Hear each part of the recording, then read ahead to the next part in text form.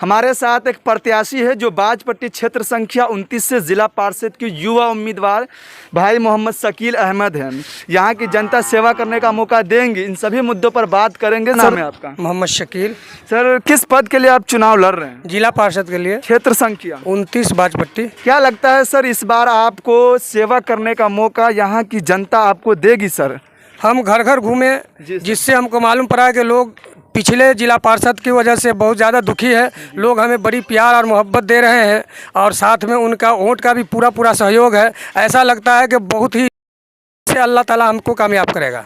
अच्छा सर, यहाँ की जनता अगर आपको एक बार सेवा करने का मौका देती है तो सबसे पहले सर क्षेत्र में आप कौन सा ऐसा विकास करेंगे जो कि लगता है कि एक ज़रूरत का विकास है? सर, हमको जो घूम घूम कर देख रहे हैं, शिक्षा जो है, पढ़ाई जिसको कहते हैं, बहुत ज़्यादा कमी है। अल्लाह चाहा, अल्लाह में इन लोगों की मदद से कामयाब किया तो हम सबसे पहले पढ़ाई और शिक्षा पे ध्यान देंगे। उसके बाद जो ग्रामीण रोड में जो कमी है उसके विषय में कुछ सोचेंगे। हमारे अगर अधीन होता है तो सबसे पहला काम मेरा वो भी होगा। सर, आपने शिक्षा की बात किया है कि अगर मुझे यहाँ की जनता सेवा करने का मौका देती है तो शिक्षा पर मेरा सबसे पहली प्राथमिकता होगी।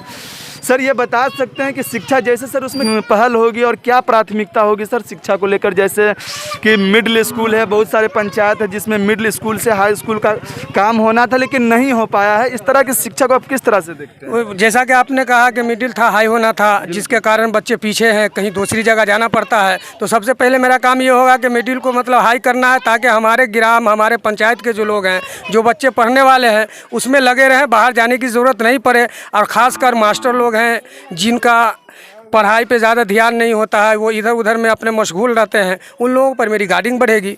सर, क्षेत्र में करप्शन का एक बड़ा मुद्दा इन दिनों चल रहा है कि जहां भी जाए, जो भी काम करवाने के लिए उसमें घुसखोरी, दलाली, इस तरह के सवाल उठते हैं और लोगों की शिकायत होती है कि छोटा सा भी काम करवाना हो, इंदिरा आवास, राशन कार्ड या ब्लॉक का किसी भी तरह का काम करवाना हो, उसमें घुसखोरी का काम चलता है। तो ऐसे में करप्शन को आप किस तरह से देखते हो और इस पर अगर आपको सेवा करने का मौका जनता देती हो तो करप्शन पर आपका क्या पहल होने वाला? करप्शन पे इतनी कार्रवाई की जाएगी अपने माध्यम में, और मेरे जो सीट के माध्यम से जो भी कार्रवाई होगी, इन लोगों के साथ जो घुसखोरी है, किसी भी काम को लेके जाते हैं तो 10 रुपये की भी अगर उसमें लागत नहीं है, लोग 100-200 रुपये से बात करते हैं। सबसे पहला मेरा मुद्दा यही होगा कि गरीबों से 1 रुपया नहीं लिया जाए, उनका जो भी काम हो फ्री ऑफ कॉस्ट हो और उनको किसी तरीके की कोई दिक्कत ना हो। और मेरे आने के बाद उनके समझ में यह आए कि मैं जो पीछे परेशानी में जूझ रहा था, परेशानी को मैं झेल रहा था, शकील को मैंने जिला पार्षद बना के लाया और उन्होंने मेरे लिए ऐसा काम किया कि आज हम फ्री हैं और हमारे साथ बहुत अच्छा हो रहा है। सर, युवा की भी बात कर लेते हैं। युवा इन दिनों चर्चे में हैं और युवा की खास इसलिए बात होती है कि युवा ही अब देश को चला सकते हैं और युवा पढ़े लिखे भी होते हैं। और ऐसे में पढ़ लिख कर डिग्री प्राप्त कर रोजगार न मिले तो इस क्षेत्र में काफ़ी युवा को परेशानी होती है। युवा करने का अगर मौका दिया जाता है तो युवा के लिए आपकी क्या पहल होगी और क्या प्राथमिकता रहेगी युवा को लेकर? युवा को लेकर के युवा जिस लायक होंगे, जो पढ़े लिखे होंगे, आगे पढ़ना चाहते हैं, उनके लिए मैं हेल्प करूंगा। जो लोग पढ़े नहीं हैं, किसी धंधा से जुड़े हुए हैं, उस धंधे को देखा जाएगा कि किस तरीके से उनको अच्छा करके दिया जाए ताकि उनकी तरक्की हो और उनकी परेशानी उस धंधे से दूर हो जाए।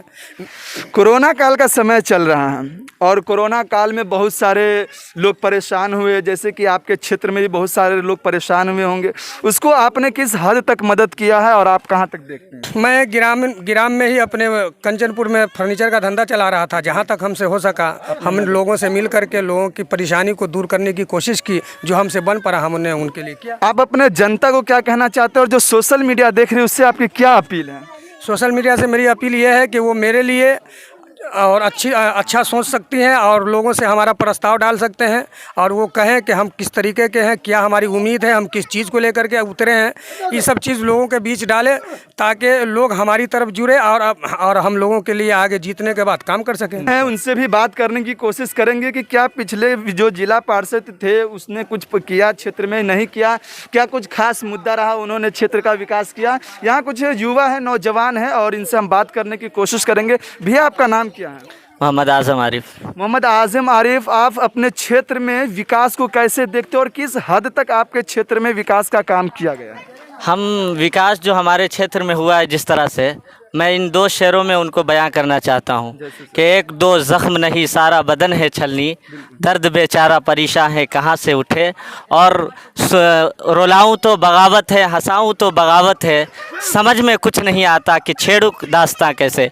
किसी तरह मैं बता नहीं सकता कि किस तरह के हालात है और किस तरह के हालात करप्शन का चल रहा है और रोड का चल रहा है। रोड हमारे आप पंचायत में या किसी बाजपट्टी में आप बाजपट्टी जाएं तो वहाँ जाने के लिए जाम 2-2 घंटे 3-3 घंटे लग जाते हैं और आप उससे निकलना मामूली बात नहीं, नामुमकिन हो जाता है, शाम भी हो जाती है। और गांव घर का जो हाल है नाली का और क्या कहते हैं नल जल योजना का, वो किसी भी तरह से इस शेर से समझ लीजिएगा, आपको पूरी तरह समझ में आ गया होगा।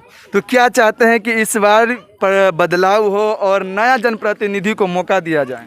इसलिए अब जो नौजवानों का दौर आने वाला है और नौजवानों को हम तो बाजपट्टी 29 के जितने भी युवा हैं सबसे मैं यही कहूँगा कि युवा को चांस दे और युवा का काम देखे, और आइंदा भी उनको अगर इस बार मौका मिलता है तो आइंदा के लिए भी और उनको एक बार मौका देकर देखे किस तरह के काम कर सकते हैं वो।